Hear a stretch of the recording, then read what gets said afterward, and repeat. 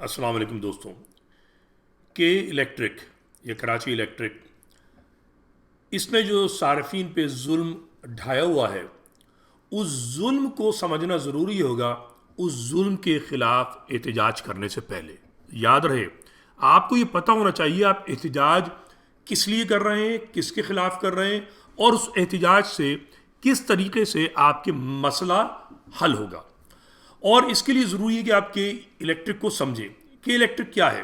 کے electric KESC تھی جو انگریزوں نے بنائی تھی، اور 2005 میں اس کو پرائیویٹائز کر دیا گیا تھا. اور جب پرائیویٹائز کیا گیا تھا تو اس میں یہ شرط رکھی گئی تھی کہ حکومت کے جو ہیں وہ 1/4 جو ہے وہ کم سے کم وہ ہوں گے شیئرز اس کمپنی میں، اور باقی جو تھے 75 کے قریب جو ہیں وہ کسی اور کے ہو سکتے ہیں. بہرحال تو 2009 میں یہ پرائیویٹائز جو کمپنی تھی، اس کو ایک کرپٹ کمپنی نے خرید لیا. اب 2009 ہے اور 2005 میں فرق ہے. 2005 زمانہ تھا مشرف کا، جو ایک حب الوطن اور سمجھ لیں کہ ایک شریف حکمران تھا، جس نے کوئی کرپشن نہیں کی، کوئی مسئلہ نہیں ہوا، کوئی لوڈ شیڈنگ نہیں تھی، ہر مسئلہ حل چل رہا تھا. زرداری صاحب آئے. زرداری سب سے بڑے کھلاڑی، نسل پرست، سندھ کے وڈیرے، متروکہ سندھ کو لوٹنے والے، متروکہ سندھ کو کھسوٹنے والے، اور بیچارہ مہاجر جو ہے وہ اس کو پرواہ نہیں ہے اپنی زمین کی، تو ظاہر سی بات ہے وہ اس ڈیلنگ کی پرواہ کیوں کرتا. MQM اس وقت حصہ تھی، اور اس کرپٹ گروپ ابراج گروپ کو زرداری نے یہ کمپنی جو ہے اس کا بیچنے کے عمل میں حصہ لیا. اور ابراج گروپ جو ہے اس کی اب تفصیل میں آج نہیں جائیں گے، مگر ابراج گروپ کا 2009 سے جو ہے اس میں عمل دخل رہا، اور جو ہے سمجھ لیں 66% جو شیئرز ہیں KESC کے وہ ابراج گروپ کے پاس رہے، اور تقریباً 24% جو ہیں وہ حکومت کے پاس ہیں، اور باقی مختلف چھوٹے چھوٹے گروپ ہیں. ابراج گروپ کیا ہے؟ ابراج گروپ جو ہے وہ ایک شخص ہے، عارف نقوی صاحب، جو کراچی ہی کے فرزند ہیں، گرامر اسکول سے پڑھے ہیں، اور اس کے بعد انہوں نے شارٹ کٹس لے کر سمجھ لیں $50,000 سے اپنی کمپنی کا آغاز کیا 1994 یا 96 کچھ ایسی بات ہے، اور اس کے بعد $14 بلین کی ابراج گروپ بنا دیا. کوئی 6-7 سال پہلے تک اس کی یہ مالیت تھی. پھر انہوں نے دھوکہ دیا بل گیٹس فاؤنڈیشن کو، اور اس کے چکر میں یہ اتاب میں آ گئے، اور اتاب میں آنے کی وجہ سے اس وقت دنیا کی مہنگی ترین بیل ان کی لندن میں ہوئی ہے $20 ملین کی. وہ امریکی حکومت ان کو ایکسٹرڈائٹ کرانا چاہتی ہے ان کے غبن پر ان کے خلاف کارروائی کرنے کے لیے. اور دبئی کی جو حکومت ہے اس نے جو ہے 300 ملین سے اوپر کا ان پہ فائن کیا ہوا ہے، اور ساتھ ساتھ ان کو 3 سال کی قید کی سزا بھی سنائی ہوئی ہے. اچھا، اب ہم آتے ہیں، بات کو آگے بڑھاتے ہیں کہ کراچی کے اندر یہ ایک صاحب ہیں عالمگیر خان صاحب، یہ انہوں نے شودے بازی کر کر بڑی حد تک MNA بن گئے یہ. اور اب یہ کراچی کے ساتھ ظلم اور زیادتی مزید نہیں کہہ کر کراچی والوں تیار ہو KESC کے خلاف پروٹیسٹ کرنے کے لیے.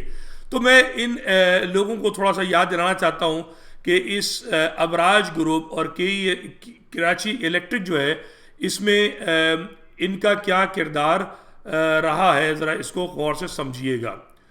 تو جناب نقوی صاحب جو ہیں، یہ آپ پڑھ سکتے ہیں، یہ میں نہیں کہہ رہا، یہ اخبارات ہیں، اور ایک نہیں کئی اخبارات میں یہ خبر موجود ہے کہ یہ تحریک انصاف کے جو سربراہ ہیں عمران خان صاحب، ان کی یہ مالی امداد بھی کرتے رہے ہیں.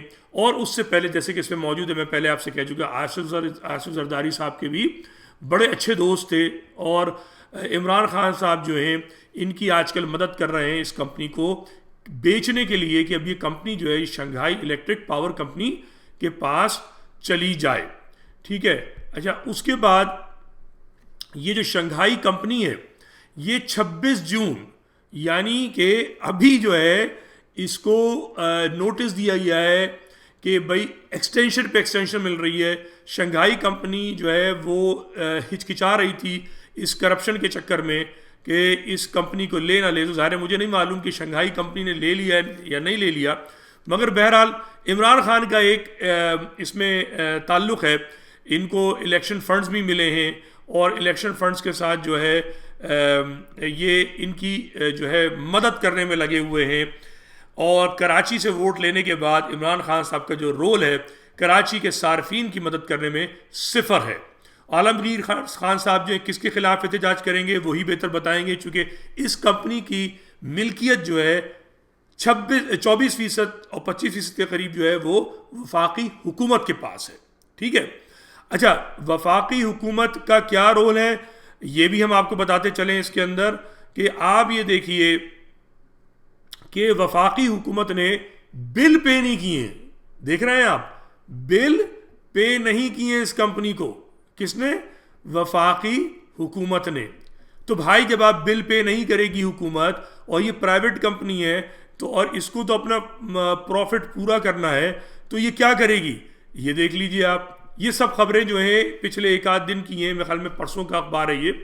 تو کیا ہو رہا ہے کہ یہ کمپنی خسارے میں چل رہی ہے، اس کا خسارہ جو ہے وہ بڑھ رہا ہے۔ آپ اس میں دیکھ لیں کہ یہ 41 بلین خسارہ تھا 2 سال پہلے، اب یہ بڑھ کر جو ہے 18 کے اندر 72 بلین ہو گیا ہے، ٹھیک ہے، اور اب یہ مزید بڑھ چکا ہوگا، ظاہر ہے ان کے ابھی رپورٹس نہیں موجود، اور مگر اس خسارہ بڑھنے کے باوجود یہ جو کمپنی ہے اس کا ریونیو بڑھتا جا رہا ہے۔ تو اب اندازہ کیجئے کہ خسارہ بھی بڑھ رہا ہے اور ریونیو بھی بڑھ رہا ہے۔ ایک یہ سمجھ میں تو اکنامسٹ نہیں ہوں، نہیں کہہ سکتا، یہ اکنامسٹ لوگ ہی بتا سکیں گے کہ 33% جو ہے وہ ریونیو بڑھ گیا ہے صارفین پہ ظلم کر کر کے۔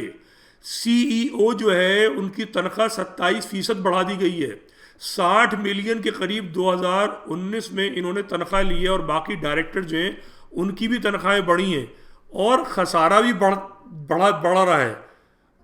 یہ بات سمجھ میں نہیں آتی۔ حکومت اس کی حصے دار ہے، حکومت بل پے نہیں کر رہی ہے، ٹھیک ہے، زرداری کے بھی یہ دوست اور عمران خان کے بھی دوست، خدا را کچھ چیز جو ہے وہ قوم سمجھے، اگر نہیں سمجھے گی تو احتجاج کس کے خلاف کریں گے؟ تو جو لوگ احتجاج کرنا چاہتے ہیں میری ان سے درخواست ہے کہ خدا را کے الیکٹرک کو سمجھیے، اور جب یہ پرائیویٹائز ہو رہی تھی زرداری کے دور میں، ایم کیو ایم جو ہے اس کو ابراج گروپ کو دے رہی تھی، چور جو تھے وہ کراچی کے صارفین، کراچی والوں کے کندھوں پہ چڑھ کر انہی کے ووٹ لے کر ایم کیو ایم زرداری ڈکیت کے ساتھ مل کر ایک عالمی ڈکیت کو کراچی کی الیکٹریسٹی حوالے کر رہی تھی، ٹھیک ہے۔ تو اس پورا کراچی خاموش تھا، ہم نہیں، ہمارے بعد فلاں جیے ووٹ دو، اور اب رو رہے چلا رہے ہیں، اور ابھی بھی ووٹ کس کو دیا ہے؟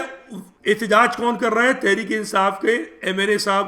تحریک انصاف کو یہ ابراج گروپ پیسے دے رہا ہے، تحریک انصاف کے جو وزیر اعظم ہیں ان کی اس کمپنی کو بیچنے کی کوشش کر رہے ہیں، چونکہ یہ کمپنی اس وقت قرق ہو رہی ہے۔ $14 بلین کی کمپنی جو ہے وہ اب مجھے نہیں معلوم 1 بلین کی بھی نہیں رہ گئی ہوگی۔ ان کا برا حال ہے اس وقت، ٹھیک ہے، امریکہ ان کے پیچھے لگا ہوا ہے، انہوں نے غبن کیے ہیں۔ کراچی والوں اس پہ غور کیجیے اور سمجھیے اور پھر احتجاج کیجیے۔